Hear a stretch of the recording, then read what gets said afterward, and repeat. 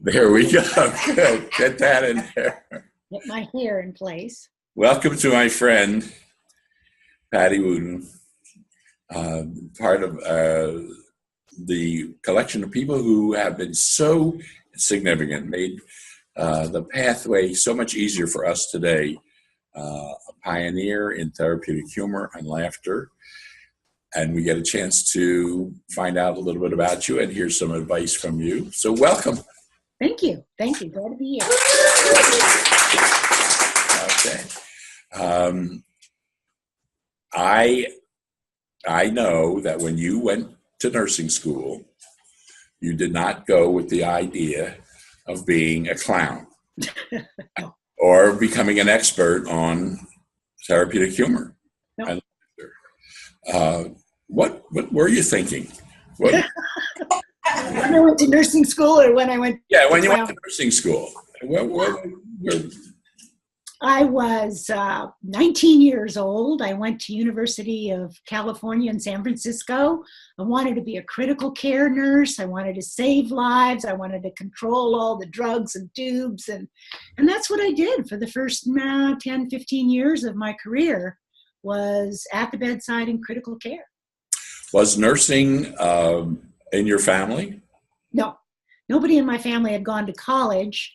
Most people, blue collar, white collar jobs. My mom was a piano teacher, but no college for anybody. It was early 60s that I went off to college. And it's 1964, I went to Berkeley.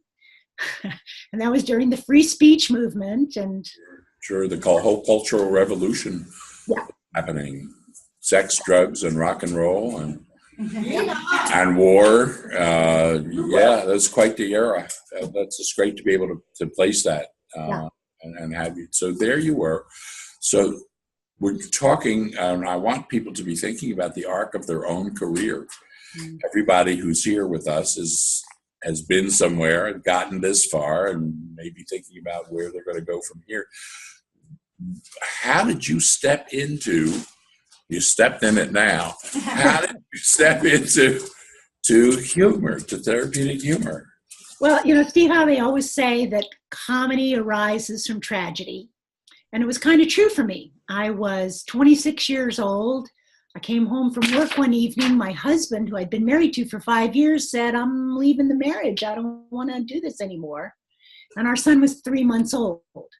So I was suddenly a single mother. And then in the next 3 or 4 months, I was raped, burglarized, and mugged. So it was a horrible period of my life. I withdrew. I became depressed. I didn't know how I was going to keep on keeping on and raise this child by myself. And that's when the miracle happened. An ad came on the radio as I was driving to work one day about clown school at San Diego State University. And I said, well, that ought to do something. So I said, I'll go to clown school just to see what it's like. And it was the process of putting on the makeup and hiding behind the mask and acting as if life was fun and funny that I realized that life continues to be fun and funny. It just depends on where you put your focus. And clowns are trained to put their focus on and their attention on the fun and funny. Before that, did you consider yourself a funny or entertaining person? Were you a joke teller or prankster? A little bit. Mostly I was shy. Mostly I was pretty shy, raised in an alcoholic family. So you can be, the pleaser, the clown, the overachiever, the comforter. I was the comforter. I was the one who always tried to make sure everybody was feeling good and safe and all of that. Yeah. And then something happened in clown school. Well, in clown school, after I graduated, a Magnum Cum Really Loud, I decided I wanted to give back to my community. So I began to do some appearances in nursing homes. And that was kind of the footstep through the bridge between healthcare and clowning. Because the nurses said, we have never seen these older folks laugh and smile. But within your presence, they're just having a grand old time. Could you teach us how to do that? And so a nurse always says yes and figures out how later. So I said, sure. And I did an hour. And they said, that's great. That's great. Give us more. Really? And so I went to the library. There was Norman Cousins' book. So I read his book, and then I came back and I did 2 hours. And they said, that's great. Give us more. So I went to the library and I found Vera Robinson's book, and I read it, and I came back and did a little more. And they said, great, can you do a full day? And I said, give me some time. And that's when I called Norman Cousins, because he was down in Los Angeles. And I called Vera Robinson, also in Los Angeles. And through those two connections, I was then connected with Bill Fry up at Stanford University. And then he shared me over to Lee Berk from Loma Linda University. And that's really when the ball began rolling for me and the humor movement. So was there a humor movement? Was there the Association for Applied and Therapeutic Humor? Was that already there, or were you helping to get that started too? Well, I was kind of at the beginning of that. There had been indications of humor. There's one quote I love from a surgeon in the Middle Ages. And he said,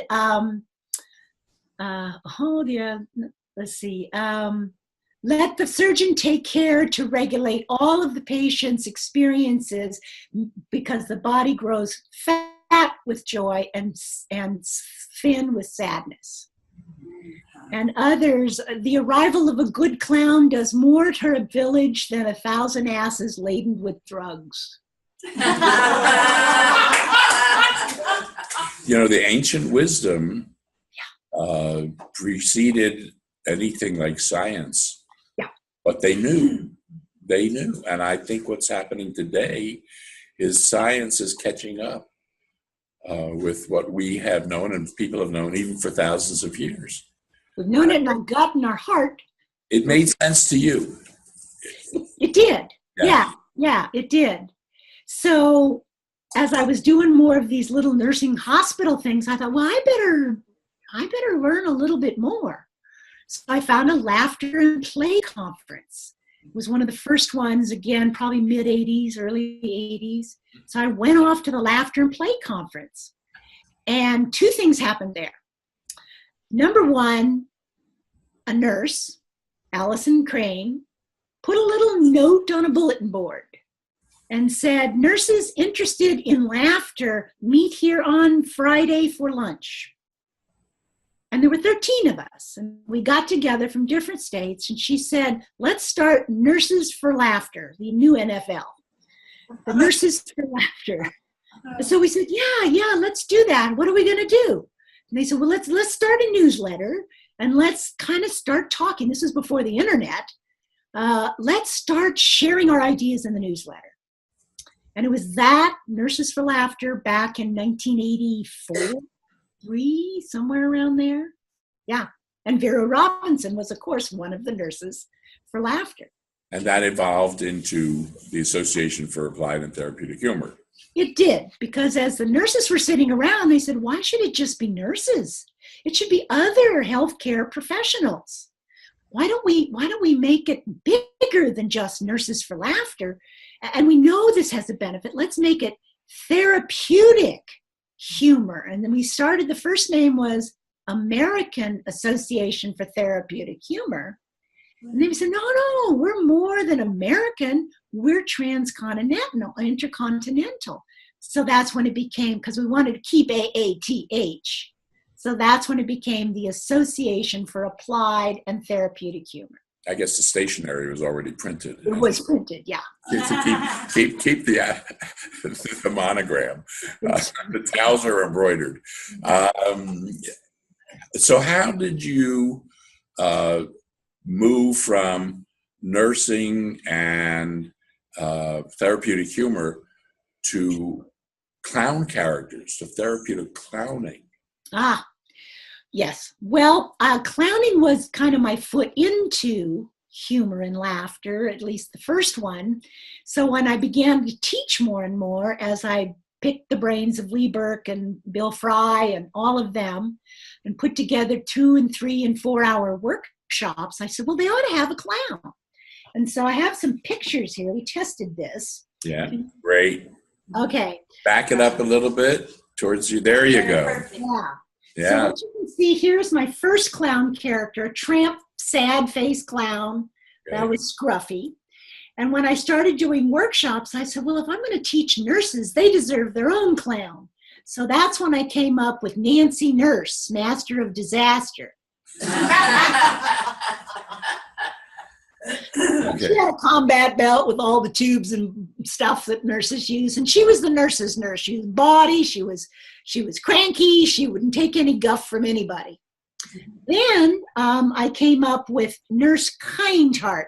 Oh dear, she's a traditional nurse and also a clown, and she takes care of the patients. Everybody wants a nurse with a kind heart.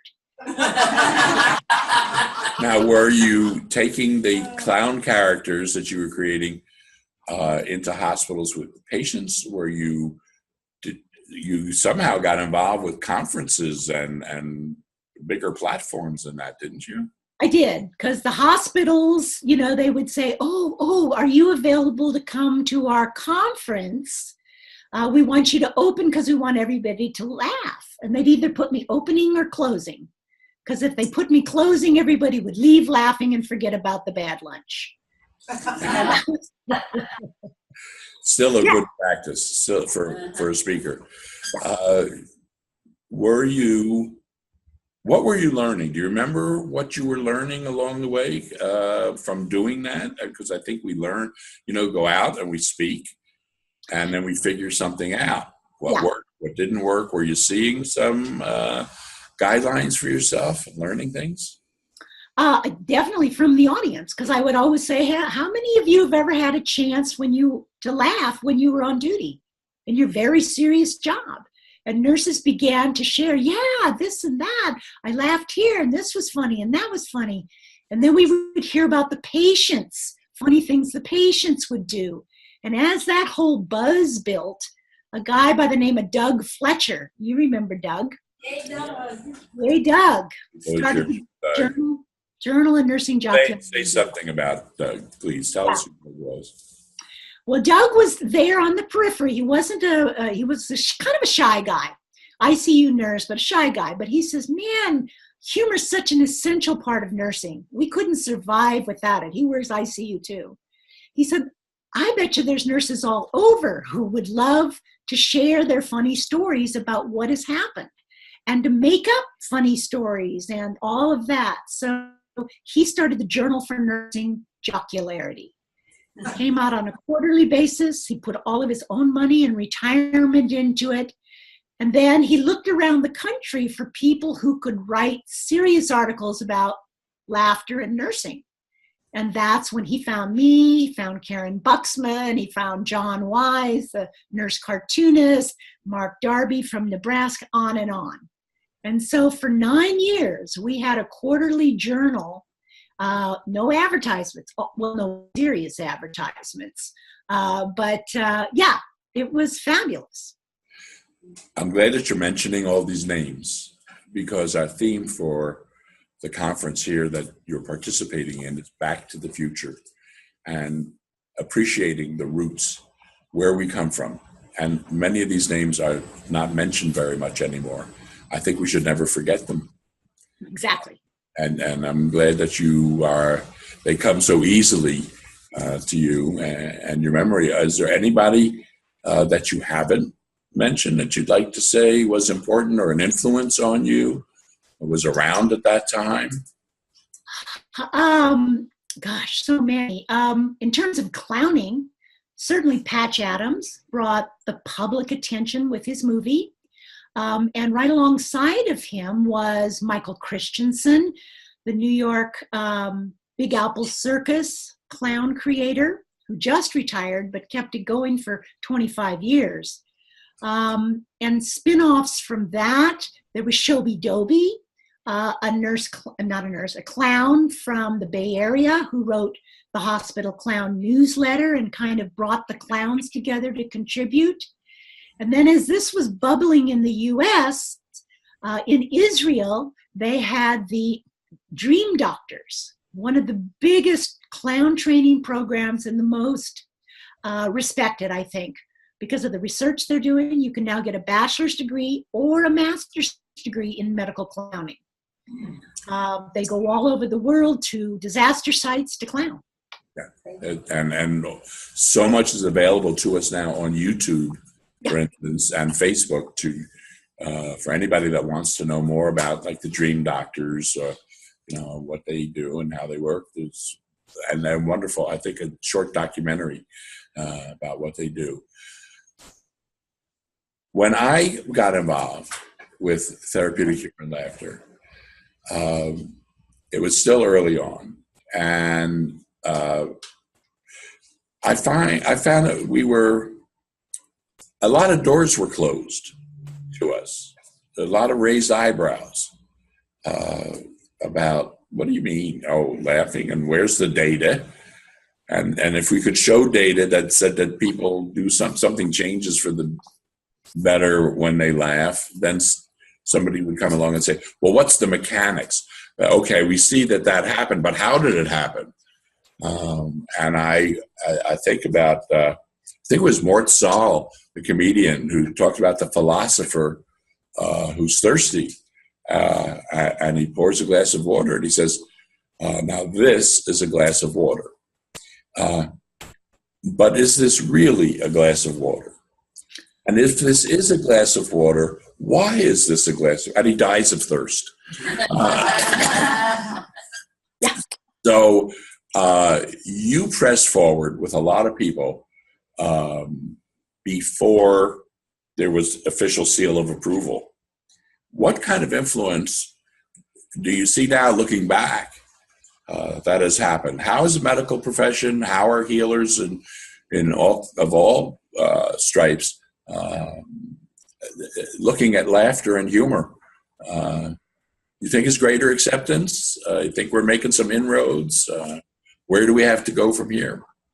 We're definitely making inroads. More and more research is coming in. Less of it is anecdotal. More of it is actually analytical data and research. Michael Miller is great out of University of Maryland. Lee Berk is still doing some work. Of course, Bill Fry's not with us anymore. But we're seeing more and more. We're also seeing clinicians talk about the use of humor in their practice. And psychologists like Steve Sultanoff talking about the ways he uses humor to accomplish his therapeutic goals. But I think the early ones of us, kind of like the philosopher or the non-philosopher, we looked at our audiences and said, do you feel better if you've laughed, or is it just the same as if you haven't laughed? So people went subjective and they said, no, I feel better when I laugh. Okay, why do you feel better? Well, I forget about my worries, and I'm not feeling angry. And we started to put it together from the inside out. And people were having more fun. And for me, I found humor with my patient interactions extremely important and powerful. I came in once, I was working with a Spanish-speaking family, and the little mama spoke no English, and I walked into her room at 7 o'clock, and she starts clapping her hands and blah in Spanish. So I looked at her daughter, and I said, what did she just say? And she says, she's so glad you're her nurse today because she knows she's going to have fun. Yeah, and that's so important. Yeah. And I'm thinking of Bill Fry wrote a book for psychologists, psychiatrists, social workers, counselors, called Humor in Clinical Practice. And I think it's well worth reading. Anybody who's even getting started now to find, Bill's book. He had some incredible insights to guide people who are helping from that point of view. Mm-hmm. Yeah. Okay. One of my favorite questions, if it's possible to come up with an answer. If you were getting started now, just getting an interest in humor and laughter and all that, if you knew then what you know now, would you have done anything differently?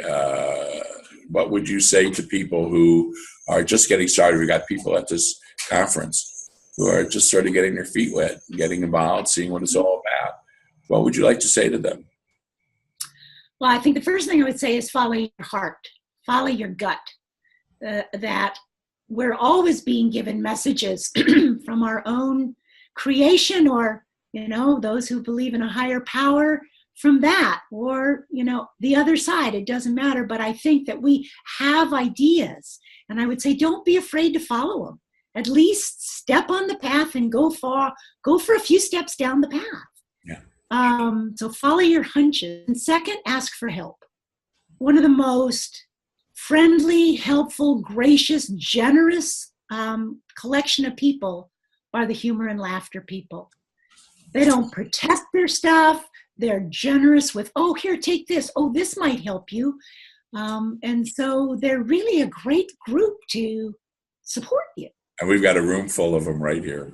Mm-hmm. Yeah, that's really great. I want to thank you so much for taking the time to do this. I'm going to stop our recording. Don't go away. All right. Okay.